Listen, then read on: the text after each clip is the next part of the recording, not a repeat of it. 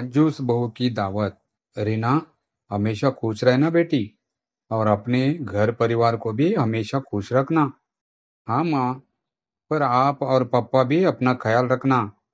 अब मैं नहीं रहूंगी यहाँ आप दोनों का ध्यान रखने के लिए। इतना कहकर रीना अपनी माँ के गले लगी और फिर अपने पति राजेश के साथ अपने ससुराल जाने के लिए मुड़ गई। वैसे तो रीना अपने माता पिता की इकलौती संतान थी, मगर परिवार के हालात कमजोर होने की वजह से रीना ने बड़ी मुश्किलें देखी थी। लेकिन ससुराल जाकर अब सब कुछ बदलने वाला था। अब माँ की इतनी सारी साड़ियाँ और यह सारा मेकअप का सामान, यह सब बहुत ज्यादा नहीं है क्या? अरे, तुम हमारे परिवार की इकलौती बहू हो, तुम्हारे लिए नहीं करेंगे तो और किसके लिए करेंगे? सब तुम्हारे लिए ही है। जी भर के पहनो और खूब सज सवर कर रहो। बाकी कुछ और भी चाहिए हो तो बेझिझक मुझे कहना, ठीक है? कमाल है, यह लोग कितना फिजूल खर्चे करते हैं। मेरा काम तो इससे आधे सामान में भी चल जाता। चलो कोई बात नहीं, अब ले आए हैं तो रख लेती हूँ, लेकिन इस्तेमाल जरूरत के हिसाब से ही करूंगी। ऐसा सोचकर रीना ने सारा सामान उठाकर अलमारियों में संभाल दिया। दिन बीतते गए और रीना ने बहुत कम समय में ही सबके दिलों में अपने लिए जगह बना ली। और फिर एक दिन, राजेश, ले बेटा, मैंने सारे सामान की लिस्ट बना दी है।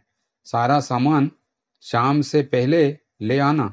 और हाँ, संजू हलवाई को भी बोल देना कल समय से आने को। ठीक है माँ, मैं सब संभाल लूंगा। माँ जी, यह क्या इतनी लंबी लिस्ट? अब घर में कोई दावत होने वाली है क्या? हाँ बेटा, कुछ ऐसा ही समझ लो। वो क्या है ना कि हमारे घर का रिवाज है, हर शुभ काम के बाद गरीबों को खाना खिलाया जाता है। सोचा तो यह था तुम्हारी और राजेश की शादी तुरंत बाद ये भोज रखेंगे, लेकिन उस वक्त फुर्सत ही नहीं हो पाया। लेकिन अब जब सारे काम निपट गए हैं तो सोचा कि यह काम भी निपटा लें। वो सब तो ठीक है माँ जी, पर इतना सब कुछ बहुत ज्यादा नहीं है? और यह पनीर और गुलाब जामुन मंगवाने की क्या जरूरत है?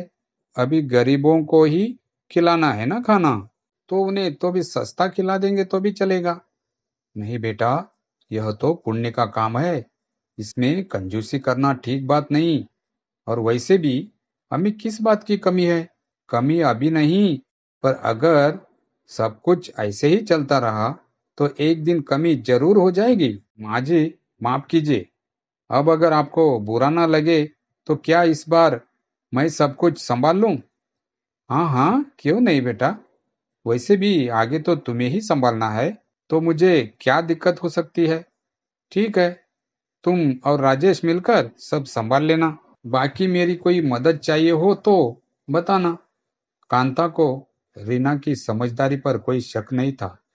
वह यही समझती थी कि रीना को सोच समझकर खर्च करने की आदत है, जो कि उसके हिसाब से भी एक अच्छी आदत ही है थी। लेकिन फिर भोज वाले दिन, रीना, यह क्या है? बस इतने से लोग बुलाए तुमने? चलो कोई बात नहीं, अनाथ आश्रम और वृद्धाश्रम के लिए कब चलना है, और वहां ले जाने के लिए खाना तो तैयार है ना? नहीं माँ जी, वहां जाने की कोई जरूरत नहीं है। जो होना था हो गया। पूरा 11 गरीब बुलाए थे मैंने, और सबको भरपेट खिचड़ी खिलाकर भेजा है। हैं? पर बेटा, हमारे यहाँ तो। माँ जी, यहाँ जो होता आया है जरूरी नहीं कि आगे भी होता रहे। मैंने सब देखा और समझ लिया है। आपने पापा जी की सारी कमाई हमेशा ऐसे ही बर्बाद की है, लेकिन मैं ऐसा नहीं करूंगी। मेरे पति कितनी मेहनत से पैसा कमाते हैं, इसीलिए नहीं कि ऐसे ही ढेर सारी भीखमंगों को मेवा मिष्ठान खिलाने रही। यह पहली बार था, तो आपका मन रखने के लिए मैंने यह सब सब कुछ कर भी दिया। पर आगे से फिर कभी यह ड्रामा नहीं होगा, साफ साफ बता रही हूँ आपको। अरे, ये क्या बोल रही हो रीना? बहुत गलत सोच है तुम्हारी। मानती हूँ कि फिजूल खर्च ठीक बात नहीं है, लेकिन गरीबों को खाना खिलाना तो पुण्य का काम होता है। बेटा, भूखे पेट से निकली दुआओं से घर में सुख समृद्धि आती है। आने वाली पीढ़ियों का भविष्य बनता है। आने वाली पीढ़ियों का भविष्य ना बिगड़े, इसीलिए तो मैं यह सब फालतू खर्च रोक रही हूँ माँ जी। आपको कोई अंदाजा नहीं है, जिस तरह चीजों के दाम बढ़ रहे हैं, कमाई नहीं बढ़ रही है। तो आगे से सब अच्छे से चलता रहे, उसके लिए हमें अभी से सोच समझ कर चलना होगा। कांता को रीना की यह व्यवहार और उसकी सोच सही नहीं लगी, लेकिन फिर भी वह चुप रही। हालांकि रीना के पति राजेश ने उसे एक दो बार समझाने की कोशिश की, लेकिन जब रीना नहीं मानी, अब घर में सब कुछ रीना के हिसाब से ही चलने लगा। रीना, मैंने तुमसे कहा था ना, आज कुछ अच्छा बनाने के लिए, और तुमने यह क्या बनाया? खाने में मेरे दोस्त क्या सोच रहे होंगे? सब कितने मन से तुम्हारे हाथों का खाना खाने आए थे। अरे वह आज मुझे बहुत सारे कपड़े धोने थे, तो समय जरा कम था। इसमें भी तुम्हारी गलती है। घर के बाकी कामों के लिए अच्छी भरी नौकरानी रखी थी। क्या जरूरत थी उसे काम से हटाने की? मैं देख रहा हूँ, सारा दिन घर के कामों में लगी रहती हो। ना अपने लिए समय है तुम्हारे पास, और ना मेरे लिए। आप भी ना कमाल हो। एक तो नौकरानी को हटाकर मैंने आपके पैसे बचाए हैं, ऊपर से आप मुझ पर ही गुस्सा कर रहे हो। और खाने का क्या है? रोज ही का तो खाना है। फिर क्या अच्छा और क्या बुरा? रीना की कंजूसी वक्त के साथ बढ़ती जा रही थी, और उसे रोक पाना किसी के बस में नहीं दिख रहा था। इस तरह पैसे बचाकर रीना बहुत खुश थी। हालांकि इन सब में एक खुशी थी जो चाह कर भी रीना हासिल नहीं कर पा रही थी। रीना की शादी हुए 1 साल बीत चुके थे, पर अब तक संतान सुख नहीं मिला। दोनों मिलकर एक डॉक्टर के पास गए। टेस्ट होने के बाद डॉक्टर ने कहा, देखिए रिपोर्ट सब अच्छा है, लेकिन कुछ समझ में नहीं आ रहा है। पर ऐसा कैसे हो सकता है? आप बोल रही है कि हम दोनों में से किसी में प्रॉब्लम नहीं है, तो फिर प्रॉब्लम है कहाँ? देखिए, मैं सारे जरूरी टेस्ट करवा चुकी हूँ, सब कुछ ठीक है। तो मैं फिलहाल यही कह सकती हूँ कि आप भगवान की मर्जी का इंतजार कीजिए। शादी को 5 साल बीतने के बाद भी रीना की गोद नहीं भर पाई थी, और इस बात की तकलीफ अब रीना को अंदर ही अंदर खाई जा रही थी। ना इलाज काम आ रहा था, और ना कोई ईश्वर से प्रार्थना का फल मिल रहा। नतीजा यह कि अब रीना बहुत उदास रहने लगी थी, और यह देखकर कांता को भी बहुत बुरा लग रहा था। रीना, तुम परेशान मत हो। भगवान चाहेंगे तो सब ठीक होगा। नहीं माँ जी, कुछ ठीक नहीं होगा। पता नहीं भगवान मुझे किस बात की सजा दे रहे हैं।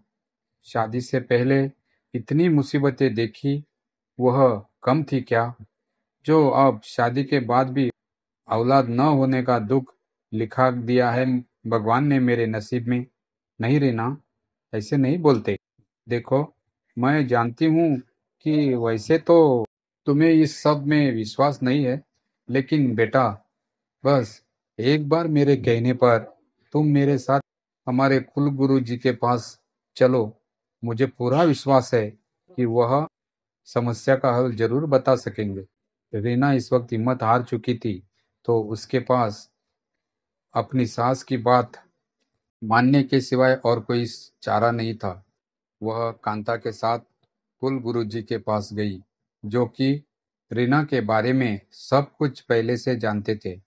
बेटी, यह सत्य है कि तुमने अपने जीवन में बहुत सी कठिनाइयों का सामना किया है, लेकिन इसका मतलब यह नहीं कि उन मुश्किल वक्त की तकलीफों का दर्द तुम जीवन भर अपने साथ लेकर चलो। जी भर के खुशियां बांटो, और फिर देखना, ईश्वर तुम्हें तुम्हारी खुशी अवश्य देंगे। जी मैं कुछ समझी नहीं। क्या करना होगा मुझे? कुछ खास नहीं, बस अब से लेकर पूरे 3 महीना तक हर रोज 5 गरीबों को भोजन कराओ। और ध्यान रहे, भोजन ऐसे करवाना जैसे साक्षात ईश्वर तुम्हारे घर पधारे हो और तुम उन्हें भोजन करा रही हो। क्या पूरे 3 महीना तक? लेकिन इससे इससे क्या होगा? यह तो बस रीना आगे कुछ कह पाती उससे पहले ही कांता ने उसका हाथ पकड़कर चुप रहने का इशारा किया। सच यही था कि रीना को यह सब फालतू खर्च लग रहा था, लेकिन फिर भी उस कुल गुरुजी की बात माननी ही पड़ी। शुरू में रीना को यह गरीबों को खाना खिलाने में बड़ी तकलीफ हुई, लेकिन फिर धीरे धीरे उसे यह सब करके अच्छा महसूस से होने लगा और वह बड़ी श्रद्धा और खुशी से अपने हाथों से गरीबों को खिलाने के लिए बढ़िया खाना बनाने लगी। 3 महीने के बाद रीना को अचानक चक्कर आकर गिर पड़ी, तो सब ने डॉक्टर को दिखाया। और फिर क्या? डॉक्टर ने कहा, मुबारक हो रीना जी, आप माँ बनने वाली हैं। डॉक्टर के यह शब्द मानो रीना के लिए किसी अमृत से कम नहीं थे। उसकी आंखों से फौरन आंसू बहने लगे और रोते हुए उसने राजेश से कहा, सुनिए, मुझे जल्दी घर ले चलिए। आराम से रीना, तुम परेशान मत हो। मैंने माँ को फोन पर यह खुशखबरी पहले से दे दी है। जी अच्छा किया, पर मुझे घर जाने की जल्दी किसी और वजह से है। मुझे घर जाकर तैयारियां करनी है। कैसी तैयारियां? दावत की। इतनी बड़ी खुशखबरी मिली है तो दावत तो बनती है ना। राजेश ने रीना की खुशी भरी आंखों को देखकर मुस्कुराते हुए कहा, तुम सच में कमाल हो रीना। इतना बड़ा मौका है और तुम्हारा पहला ख्याल दूसरों की खुशी का है। रीना ने हंसते हुए कहा, हाँ राजेश, जब हम इतने खुश हैं तो क्यों ना इस खुशी को उनके साथ भी बांटा जाए जिनके पास खुशी के मौके बहुत कम आते हैं। घर पहुंचते ही रीना ने सबसे पहले किचन संभाला। उसने अपनी माँ और सास को भी साथ लिया और पूरे मन से पकवान बनाने में जुट गई। हलवा, पूरी, सब्जी और न जाने कितने तरह के स्वादिष्ट व्यंजन तैयार हुए। अगले दिन रीना और राजेश ने उन गरीब बच्चों को और परिवार को बुलाया जिन्हें रीना रोज खाना खिलाने जाती थी। रीना ने सबके साथ मिलकर अपनी खुशखबरी साझा की। वहां मौजूद हर किसी के चेहरे पर खुशी की झलक थी। एक बुजुर्ग महिला ने रीना को आशीर्वाद देते हुए कहा, बेटी, तूने आज फिर साबित कर दिया कि इंसान की असली पहचान उसका बड़ा दिल होता है। तेरे घर में हमेशा खुशियां रहेगी। रीना की आंखें फिर नम हो गई, लेकिन इस बार यह आंसू खुशी और संतोष के थे। उसने महसूस किया कि सच में जब हम दूसरों के साथ अपनी खुशी बांटते हैं तो वह खुशी कई गुना बढ़ जाती है।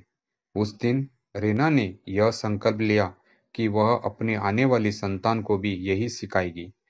खुशियां बांटना और दूसरों के लिए जीना ही असली जिंदगी है। दोस्तों, ये कहानी आपको कैसी लगी कमेंट कीजिए और वीडियो को लाइक कीजिए और चैनल को सब्सक्राइब कीजिए। धन्यवाद।